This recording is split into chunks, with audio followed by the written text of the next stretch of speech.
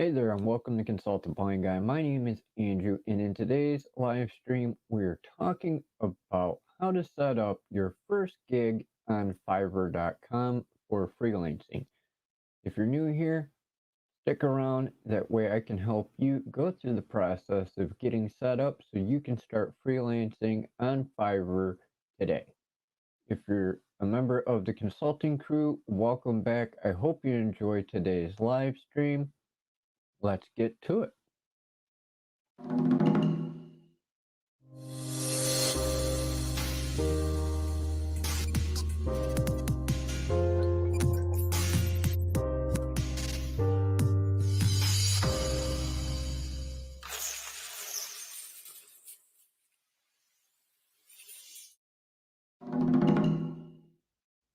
As I said, welcome to Consult the Blind Guy. My name is Andrew, and I'm here to help you build your brand, grow your audience, market your content, and make money. Today, we're talking about how to get set up on Fiverr so you can be able to offer your services and make some fast cash from home and online. It's simple stuff, but I have been asked by a few of our community members to go through and do a tutorial on this, which was this morning's video. Go ahead and check out that card that's up here in the corner if you're watching this on the replay. And the reason that I was asked to do the tutorial is because it's not accessibility friendly. So I have actually done two videos for you in showing you how to create your account for being a buyer or seller, as well as the how to set up your first gig.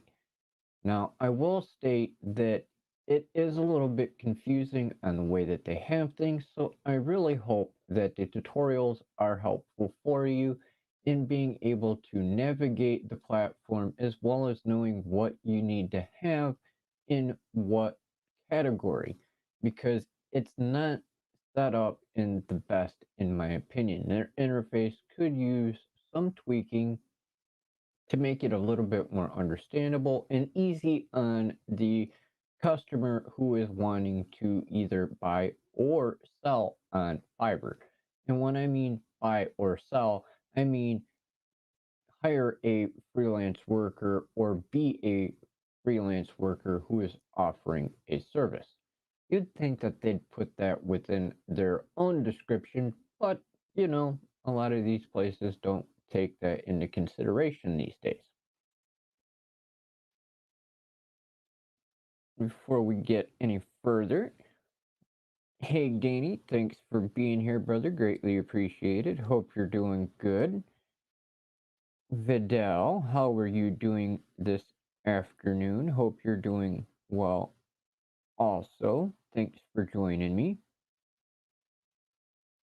So if you have any questions at any point, please feel free to drop them into the live chat, or if you're watching on a replay, go ahead, drop them down below in the comments, and I'll get back to them as soon as possible. So, as I said, a couple of our community members asked me to do the tutorials because it's not accessibility friendly.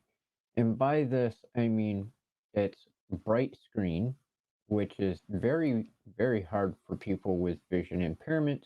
So as you can see in my tutorial and in today's demonstration real quick, it's going to be in dark mode.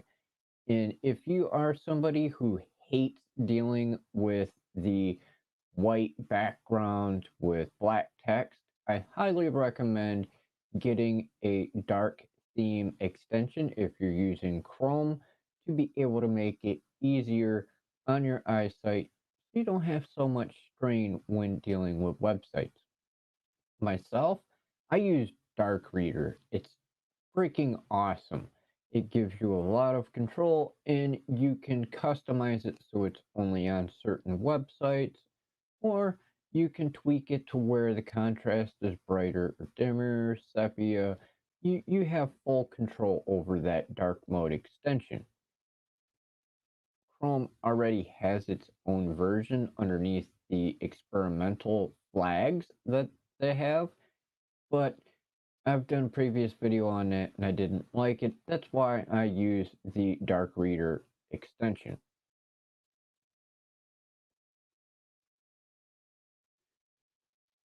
Hey, Terrence, what's going on, brother? Hope you're doing good. Thanks for joining me. All right. Other than the whole dark mode issue with Fiverr, why is it not accessibility friendly? Well, a lot of their images do not have alt text, which is what is used by those who are visually impaired to be able to know what's in the picture. So it does make it a little bit harder when it comes to the visually impaired and blind community, trying to figure out exactly what it is that's on the website itself, because it is required, as you'll see here momentarily, to have pictures, a PDF, and a video in order to market your service on Fiverr. And I'll tell you right now, it is a royal pain in the ass that they have it set up this way. Because in my opinion, in my demo, I did a video and animation for my service. And I can understand having a video being required for that listing. However, I do not find it beneficial in any way to force us into uploading a PDF to show our work for video and animation features to market our service to a customer. There's a video for that. When you're doing videos and animation services, the video or pictures should be sufficient for the mandatory items that you're required to upload to Fiverr for offering your services. To make us go in and create a PDF is a little bit redundant and it's a pain in the ass. I'm just saying. And why? Because When you're doing video and animation like transition scenes or lower thirds or anything like that, you now have to go and take those pictures and be able to put them into a PDF format, which is not entirely all that simple, depending on what it is you're using for your video editor, for your screenshots, for creating your PDFs. It is a pain in the butt to have to spend an additional 20 to 30 minutes to go through the process of creating a PDF for Fiverr. And I did it just so I could get through the demonstration for you, but I really wish that would be something that they would fix in the future. Fiverr, if you're listening, this is coming from somebody who is all about making things accessible, friendly, and easier on the consumers who are using your platform. I myself am visually impaired, and to have to spend an additional half an hour to create a PDF sucks.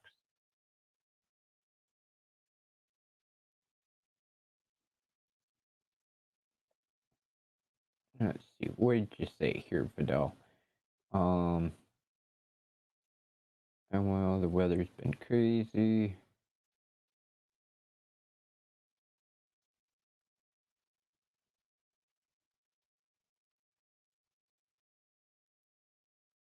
And see, and I've heard from a few different people within our community that it's not accessible not only for uploading a profile picture, but it's not accessible in the sense of knowing where to upload your profile picture, upload videos, PDFs, or pictures in general for the creation of your gig.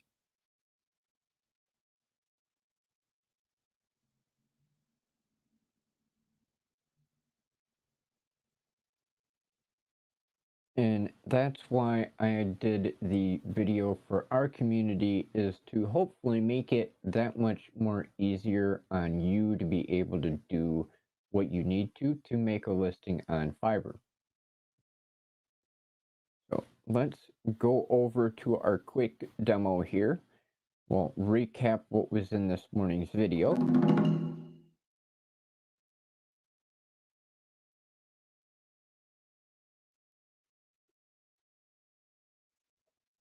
All right, so here is my screen recording for the Fiverr first gig setup. This is only a few minutes long. I'm not going to go through absolutely every detail like I did in the video this morning, but I am going to give you a quick recap so it's a little bit easier for you. Okay, when you start out, you have this wonderful screen here, and you've got a dashboard list across the top. Underneath the dashboard list, you have the markers for your timeline on progress of creating your listing. Underneath that is your headline for what you're going to be offering for your service. And it does have approximately a 15-word limit. So you need to be very short and sweet when it comes to what you're describing your service as. If you go over that, you'll have, when you get to the bottom of the list, you click OK, it's going to pull you right back up to the top and tell you you need to make it shorter.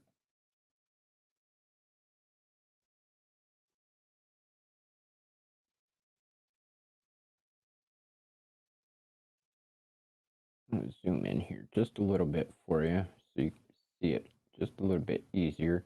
Underneath that is your categories, and there are about 20 different categories for you to choose from for the primary category.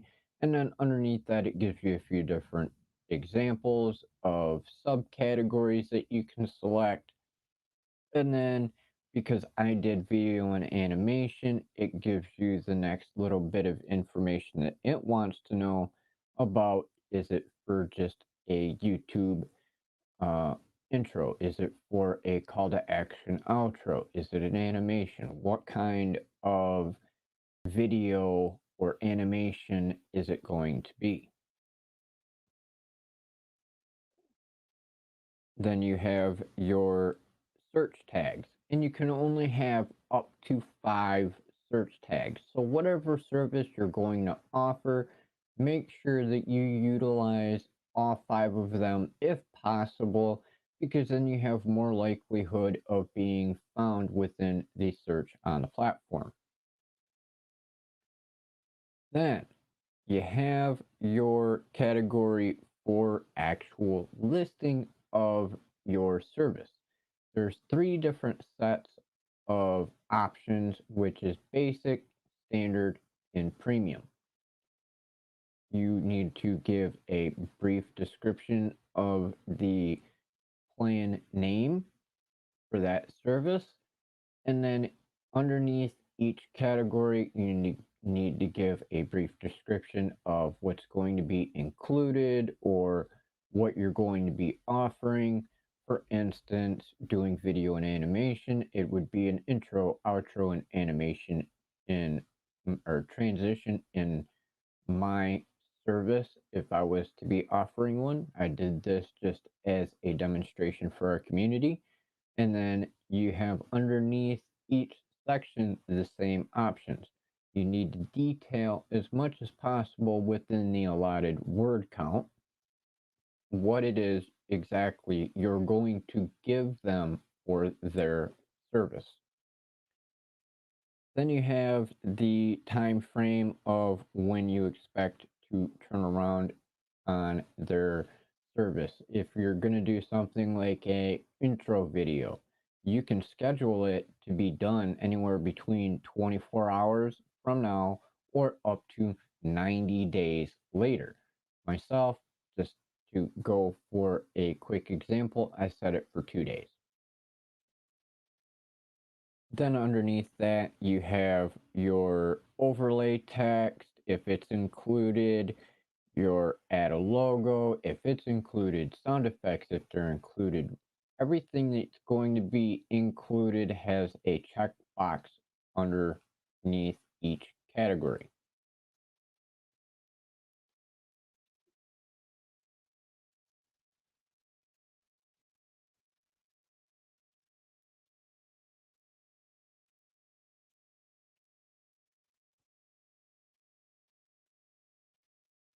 Also, I want to point out that as you're going through these categories here, anytime you put your cursor over something, there is a information box that does pop up on the right hand side of the screen to give you further details on what it is that that particular spot is referencing.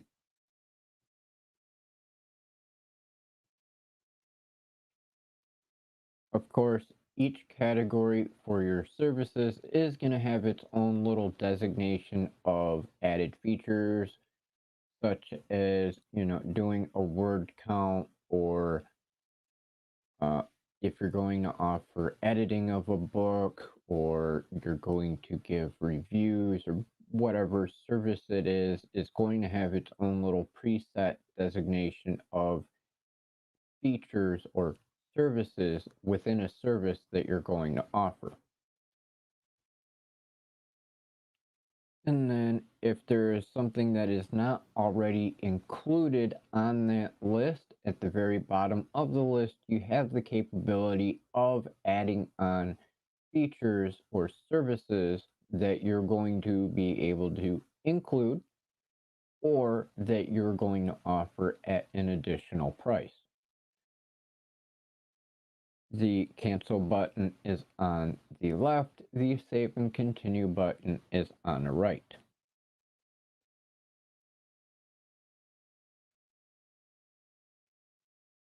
And you go through about 5 different categories before you're finally at before you're finally at the end of it, which is another bit of a pain in the butt for those of us who are on disability here in the United States, whether you're on SSI or SSDI, and if you're possibly on any kind of state assistance where you have to report your income. But we'll get to that here momentarily.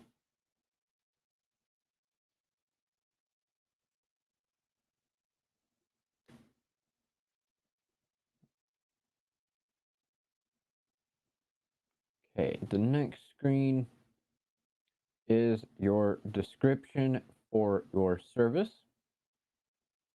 And you want to be absolutely as thorough as possible when doing your description.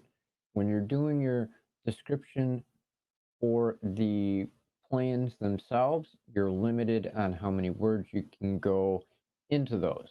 When you get to the next page and it actually wants your description, this is where you can list in full detail what service and add-ons you're going to offer for your package deal that you're going to offer on Fiverr, whether it's basic, standard, or premium.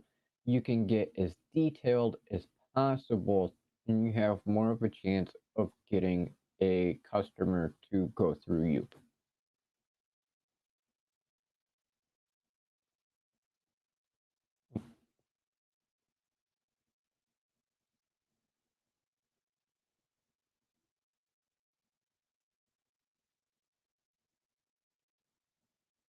After that, you have the frequently asked questions section, where if you've been doing this service for a while, whether it's on a short-term basis or a long-term basis, whether you do it on your own website,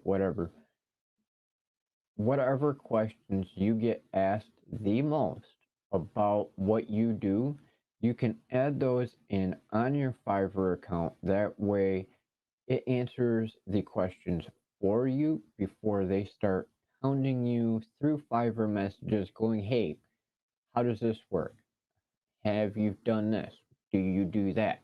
You can answer those questions so you have to worry about less messages in the future.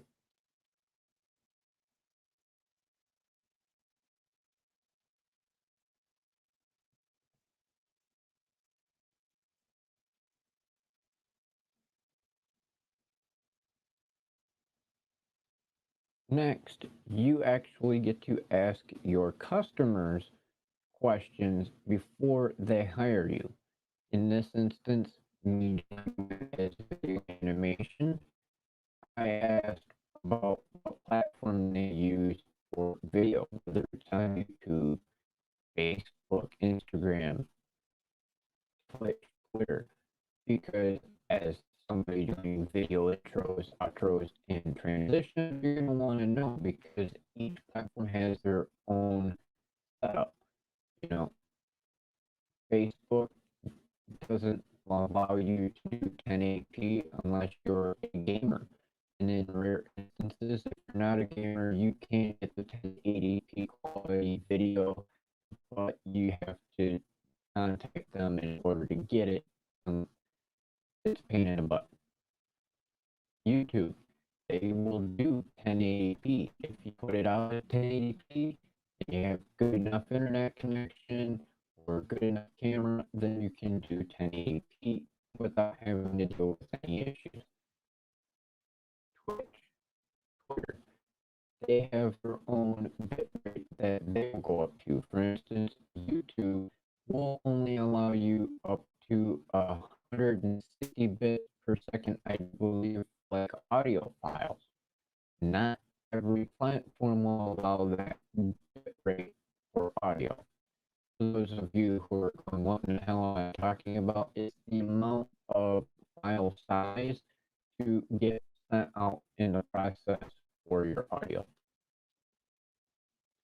But you can ask your customers basic questions so when they hire you, you already have some basic information from them before they even finish the process of giving you full detail of what they're looking for and everything else to be able to answer what platform they're on, what they're going to use it for, and things like that, to be able to have some kind of a basic knowledge of what it is that you're going to have to do in the future for that customer.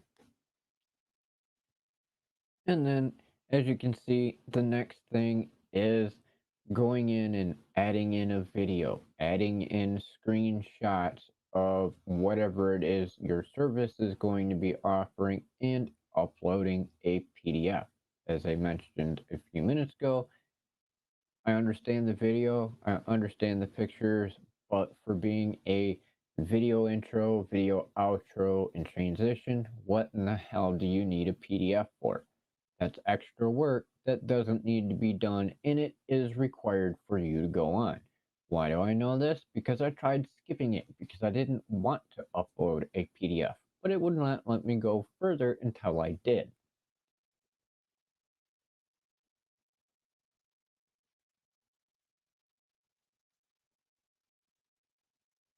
And go to the next screen here.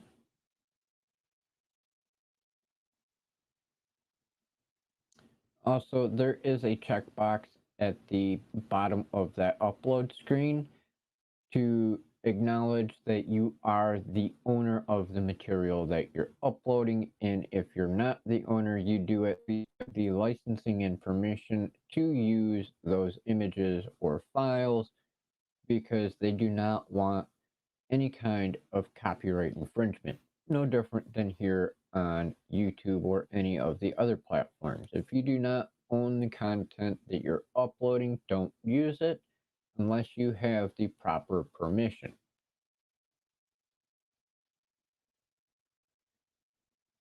And lastly, if you're in the United States, you will be required on the last screen to acknowledge whether or not you live in the United States or not. For tax purposes, you will have to acknowledge that if you're in the US, that you are here, and you will be required to file a W-9 tax form. This way, if you are going to use Fiverr, when somebody hires you, they will pay Fiverr upon completion of your service. Fiverr will then pay you minus their little portion that they take for allowing you to use their service. In the end, that means that you'll get paid minus Fiverr's fee, but they do not withhold taxes. So at the end of the year, come tax time, you will receive a 1099 miscellaneous income tax form that you will have to then file with your annual taxes, and then you will be responsible for paying the taxes on the income you have made. If you're somebody who is on SSI or SSDI or any kind of state assistance, federal assistance, this is going to affect you negatively, because you are required to report any income earned within 10 days. Therefore, if you make $25 for a project, and that's what you actually get from Fiverr, we'll say hypothetically it's a $30 service, they'll take $5, give you 25, hypothetically. In turn, you'll get that 25 bucks. You then need to report that $25 income to the government, whether you're on SSI, SSDI, or on any kind of state assistance, federal assistance, you need to report that. In turn, the government may, not saying they always will, but they may deduct that amount from your monthly benefits. And then at the end of the year, come tax time, you will have to file on that income that you've made throughout the year from Fiverr. And then when you do your taxes, you will then actually have deductions from what you'll get from a return, because you will have to pay the taxes on the money that you've made, because Fiverr will not withhold it and do it for you. So you're going to have extra work at the end of the year to account for all of the money that you've made. The W-9 is a tax form that is used for contract workers and freelancers. I am not a accountant. I am not a certified accountant. I'm not a financial advisor, anything like that, but I do want you to be aware of the financial situation as it is. And I highly recommend that you contact a CPA in your area or a tax person in your area to consult with them about what you should or should not do when it comes to filing your taxes as a contract worker or a freelancer, and what ramifications you may or may not face with the government when it comes to them. They will have more knowledge than I will. If you're not in the United States, however, you can click no and continue on in the process of saving and publishing your first gig on Fiverr.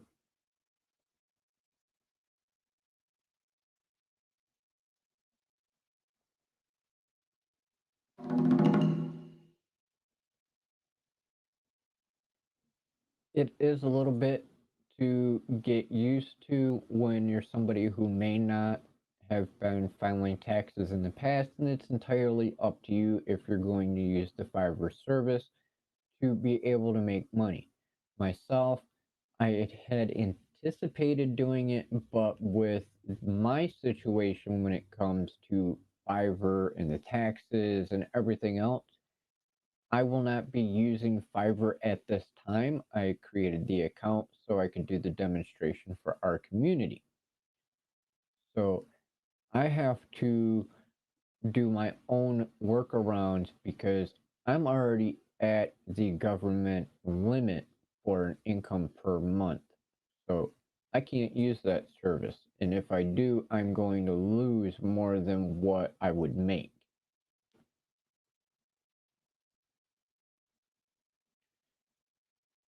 What's going on, Barry? Thanks for joining me, brother. Miss seeing you around. You still streaming on your channel?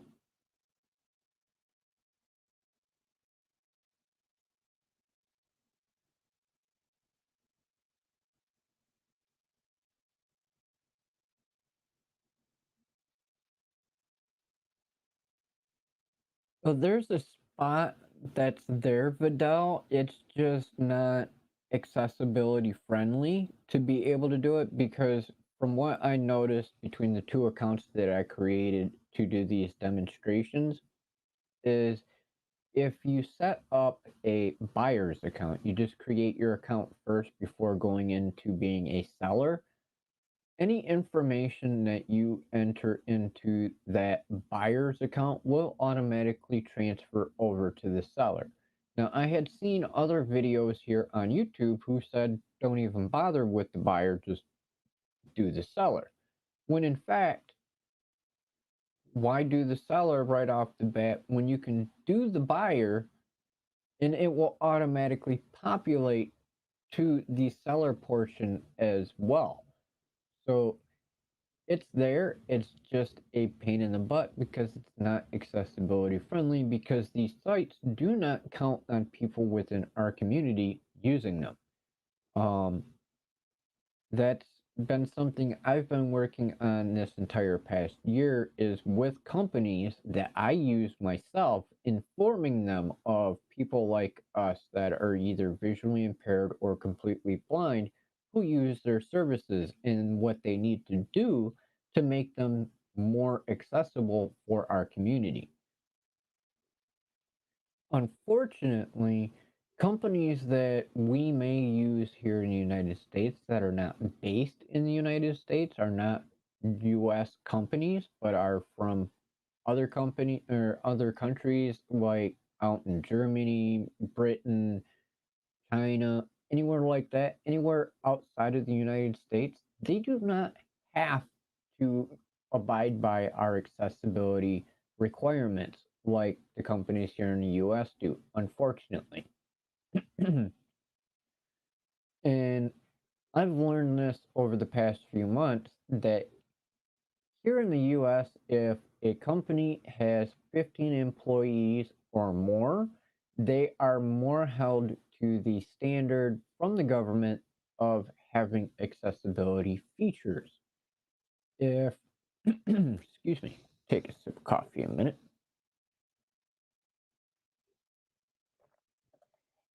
If the company does not have 15 employees at the very minimum, the companies are not going to be held to the same standard. Which means, for instance, right now, if I was to officially have my own business like I would like to, I would not be required to follow the ADA. And for those who are curious, the ADA is the Americans with Disabilities Act. And this only applies to businesses with 15 employees and up. 15 employees and less are not held to the same standard no matter what. So if I wanted to, for instance, hypothetically, if I wanted to be an asshole, I could have a website and go, you know what? I don't care what the blind have for an issue when it comes to my platform. You either use it or you don't. I don't have to have the dark theme feature. I do not need to make my text bigger. My customers are well sighted people, so screw everybody else.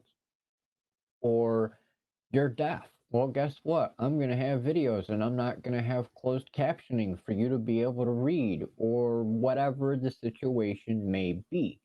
Unfortunately, that is something I have learned over the past few months because I was always under the impression since my teen years when I first got my white cane that it did not matter what business size it was. If you were a business in the United States, you were required to follow the ADA because it is a federal mandate.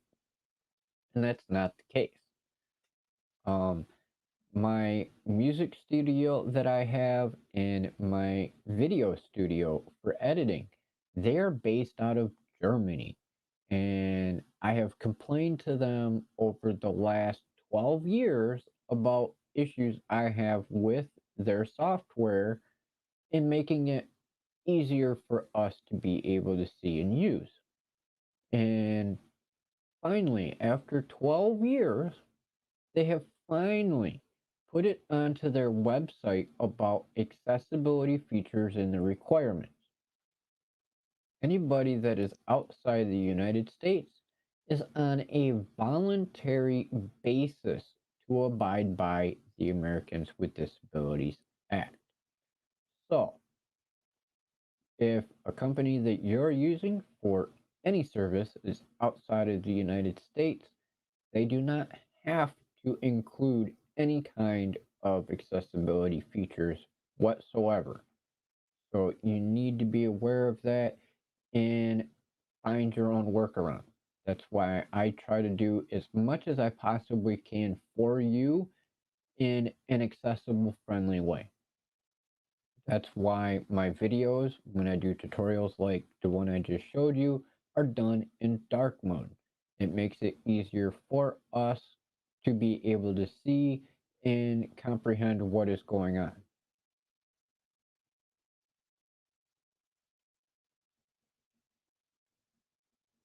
And I'm sorry also on that note to have missed you the past couple weeks as well with an upload and live stream. I upgraded my video studio. Like I mentioned a moment ago, they are based in Germany. And when I upgraded to the new Vegas Pro 18 and got everything downloaded and installed, it screwed up majorly. And it changed features or settings on my music studio, so I had to troubleshoot it. And I'm still trying to figure out the new software because it will not allow me to use it.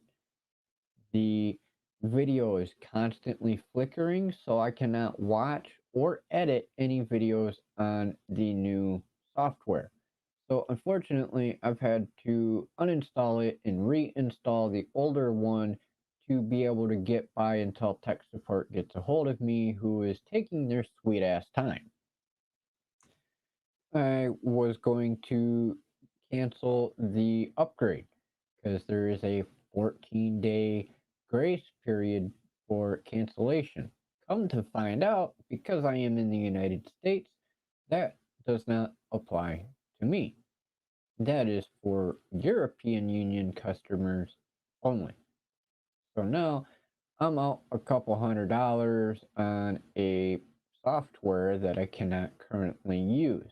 And hopefully they get off their ass and handle it very soon, or I'm not going to have good things to say about a company I've been using for the last 12 years.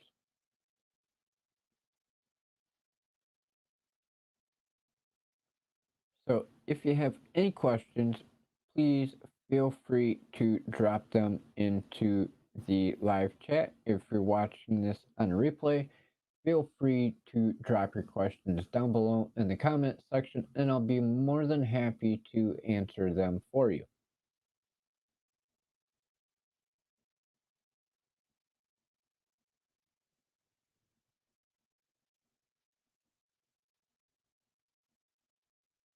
It is slightly unfortunate in the way that the website content accessibility guidelines are not held up higher in the sense of enforcement within the United States. And it's also kind of crappy that outside of the US is not required to have the same requirements when it comes to websites being used in the US. It would seem to me that if you're going to have a designation on a lot of different sites, like UPS or USPS or Amazon or any of the other international companies, for instance, that each platform does not have the same guideline setups. Because if they can designate that you're in this country or that country so they can have your language on it and everything else, they should be able to have the same requirements for accessibility features, in my opinion.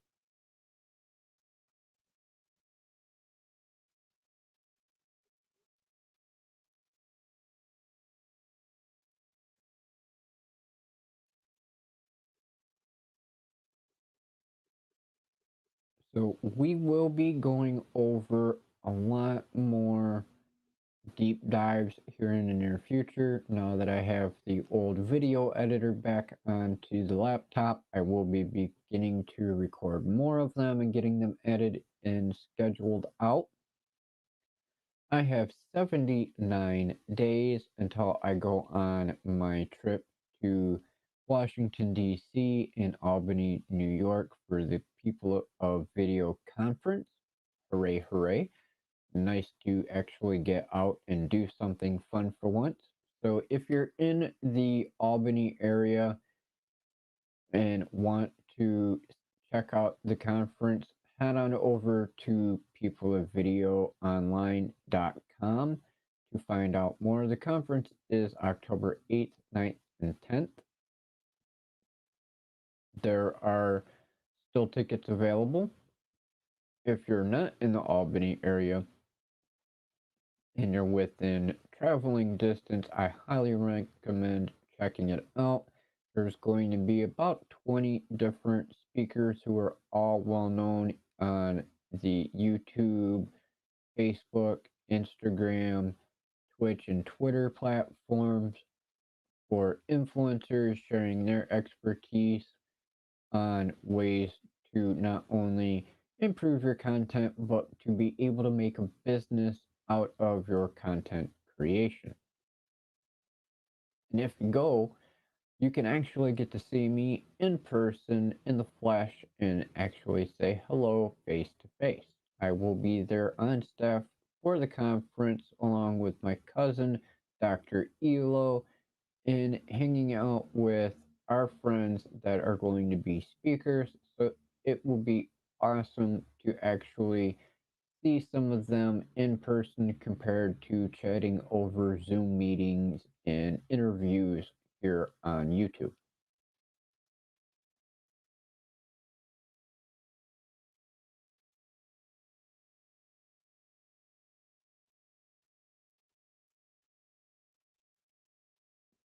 Briefly, while I have you here, I also wanted to go over the list one more time and ask your opinion on if there's any that you would like me to prioritize over the next few months. I have increased the list to a total of 100 now, compared to just over 85. So, we have telemarketing, growing and selling veggies, make scrapbooks, data entry, tutoring, translations, an outer room, host a party,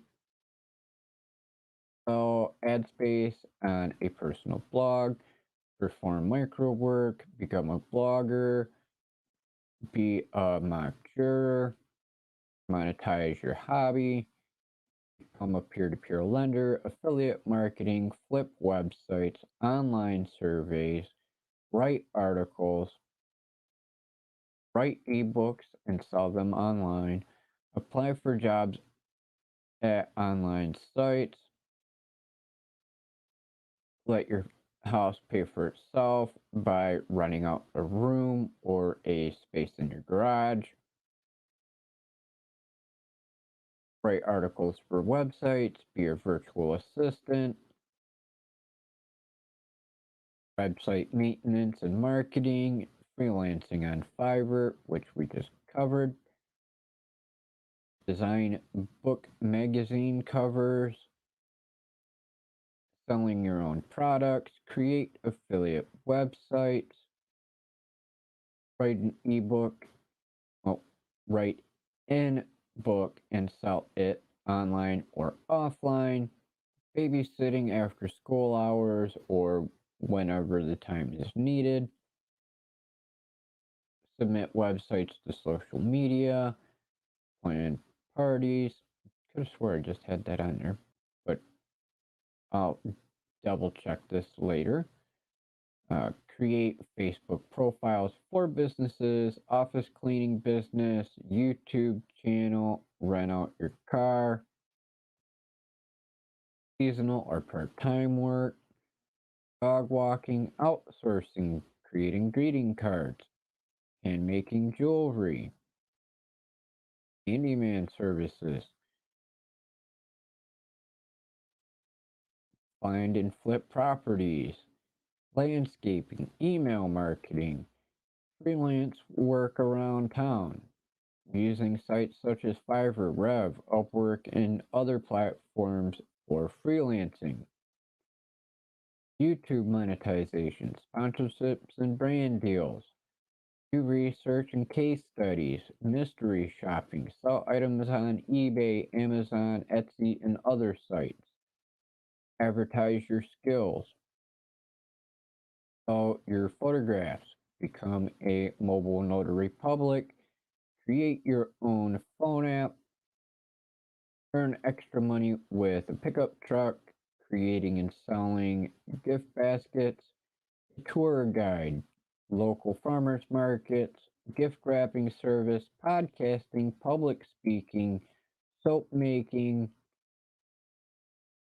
buy garage sale items and resell them, t-shirt and apparel design and sales, art and craft sales, consulting, advertise products, self-publish a book, coaching, transcriptionist, teach a language, test and review websites, sell vegetables, flowers, and other plants from your garden, scrapping metal, build and lease websites, making balloon animals, face painting, temporary tattoos, driving with Uber and Lyft, offline marketing, video editing, edit audio, video producer, music producer, graphics and animation design, do proofreading, editing and formatting of print books or ebooks, work for a call center,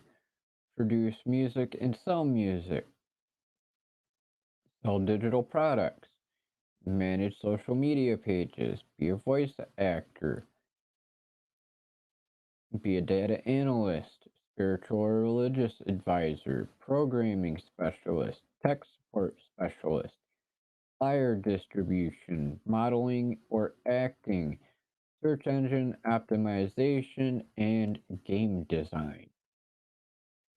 If any of those are of interest to you and you would like me to prioritize any of those, please feel free to drop them into the chat. Or if you're watching on a replay, go ahead and drop which ones you would like me to prioritize down below. That way I can give you the information that you want first, rather than going through and picking them myself and making you wait for the information that you need now.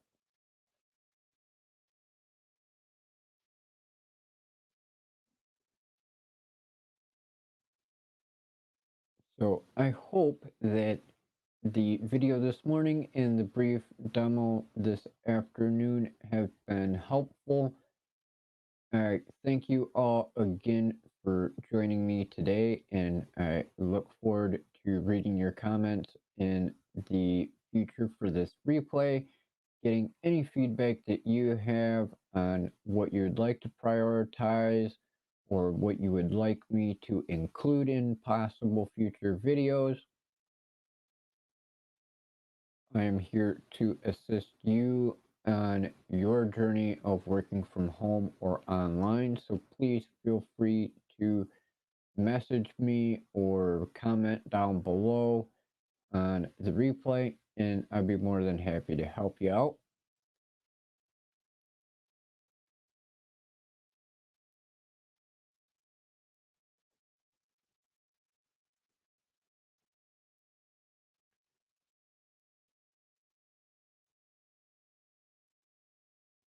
All right, make sure I haven't missed any comments or questions here real quick.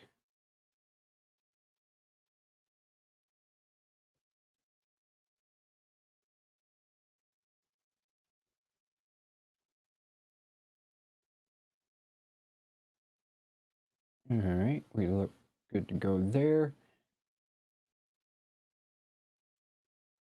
So you can find me on just about every social media platform out there. There are a couple of the newer ones that I'm not on, but you can find me at Consult a Blind Guy or Consult Blind Guy on all the major platforms. You can private message me there. You can also email me at consult.ablindguy@gmail.com, or you can hit me up at andrew@consultablindguy.com.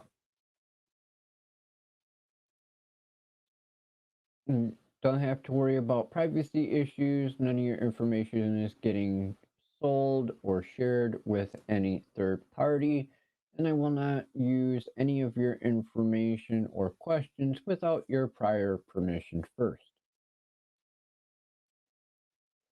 So thank you again, Barry, Terrence, Danny, and Vidal for joining me this afternoon. I greatly appreciate it. I hope you're all having a good day and have a good evening. And I hope you found some helpful information in today's live stream. I hope you have a safe day or evening, depending on where you are in the world. And we will see you in the next live stream next week. I will be doing some upcoming announcements on future videos and plans for the channel in the future as well. So I hope you have a good one, and we'll see you in the next stream. Till then, have a good one.